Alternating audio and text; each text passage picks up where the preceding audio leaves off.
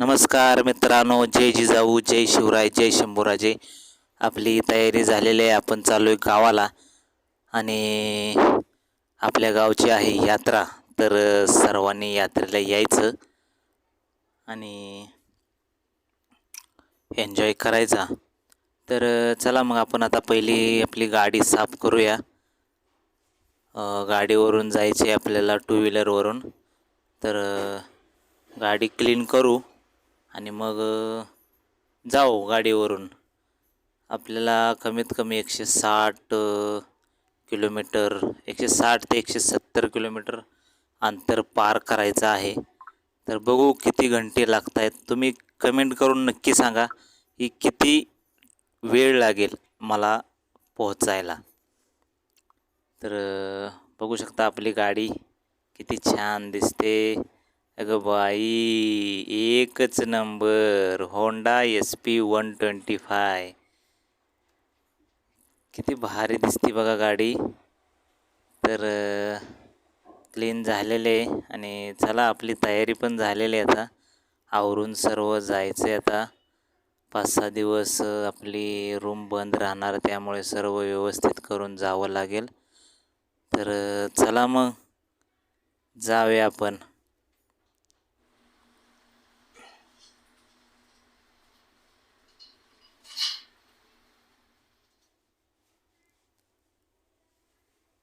तर हा ब्रिज कोणता आहे नक्की कमेंट करून सांगा. तुम्ही कधी गेला असाल सातारा साईडला तर हा कात्रज बोगद्याच्या अगोदर हा ब्रिज लागतो. नक्की कमेंट करून सांगा की हे ठिकाण कोणतं आहे. किती छान व्ह्यू आहे, बघू शकता तुम्ही. छान वाटतं या ब्रिजवरून जाताना.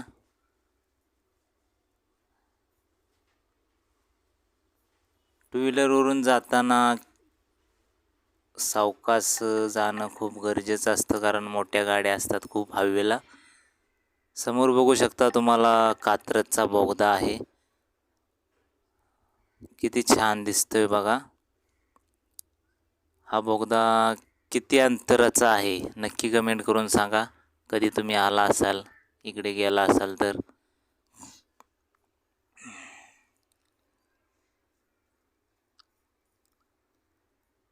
टू व्हीलर असो किंवा 4 व्हीलर, प्रवास करताना सांभाळून प्रवास करणं खूप गरजेचं असतं. तर आपण बोगद्याच्या बाहेर आलेलो आहे. आपण आता खेड शिवापूरला आलेलो आहे. आता इथे नाश्ता करूया. आपण गाडी पहिली पार्क करूया आणि बघूया नाश्त्याला आपल्याला काय काय भेटतंय. तर चला मिसळ घेऊया आपण. आता मिसळ खाऊ आणि राहिलेला प्रवास आपल्याला करायचा आहे.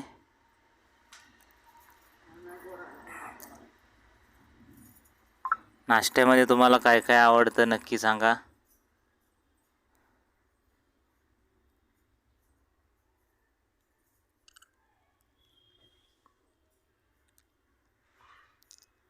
हॉटेल खूप मोठं आहे, खूप गर्दी आहे, बसायला पण जागा नाही आहे. तर बसायला जागा कशी तरी भेटलेली आहे आपल्याला. आता नाश्ता करू आणि पुढे जाऊ.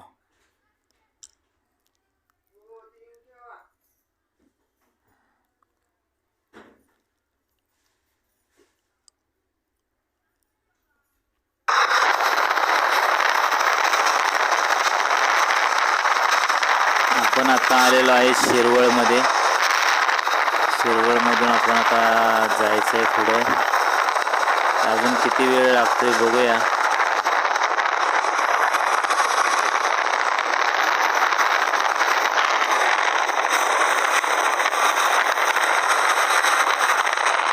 आपण सकाळी 9 वाजता निघालो होतो.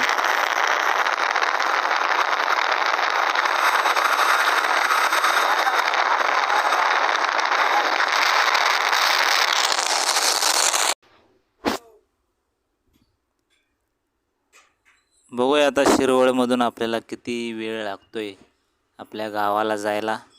माझ्या अंदाजे 2 तास तरी अजून लागतील.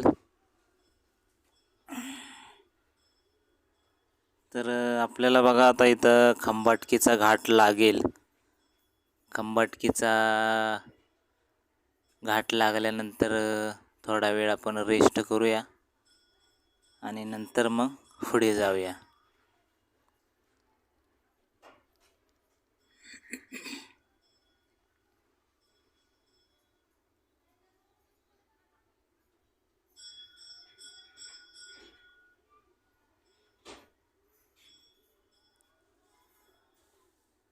घाटातून गाडी चालवताना खूप सांभाळून गाडी चालवणं गरजेचं असतं.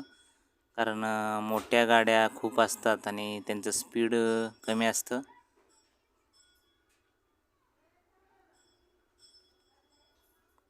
घाट खूप मोठा आहे, त्यामुळं आपला वेळ पण जाणार आहे त्याच्यात.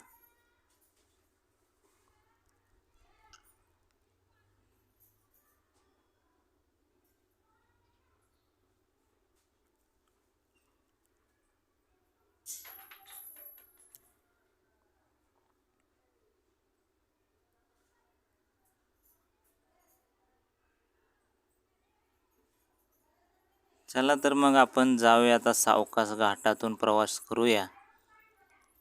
आणि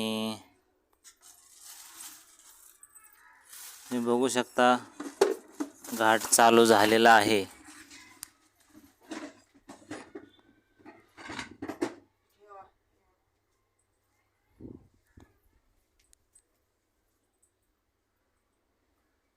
दुपारच्या वेळेस एवढी वाहनं नसतात 11 नंतर.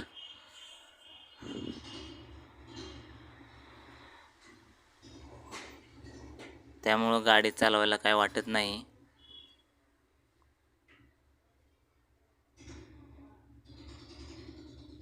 चला तर मग मित्रांनो, व्हिडिओ शेवटपर्यंत बघितल्याबद्दल धन्यवाद. तुम्ही पण ड्रायव्हिंग करताना गाडी सेफली चालवत चला. स्वतःची आणि आपल्याबरोबर जे असतील त्यांची काळजी घेत चला. तर चला मग, धन्यवाद. असंच प्रेम कायम राहू द्या. व्हिडिओ आवडला तर नक्की शेअर करा, कमेंट करा, लाईक करा आणि आमच्या चॅनलला नक्की सबस्क्राईब करा. धन्यवाद.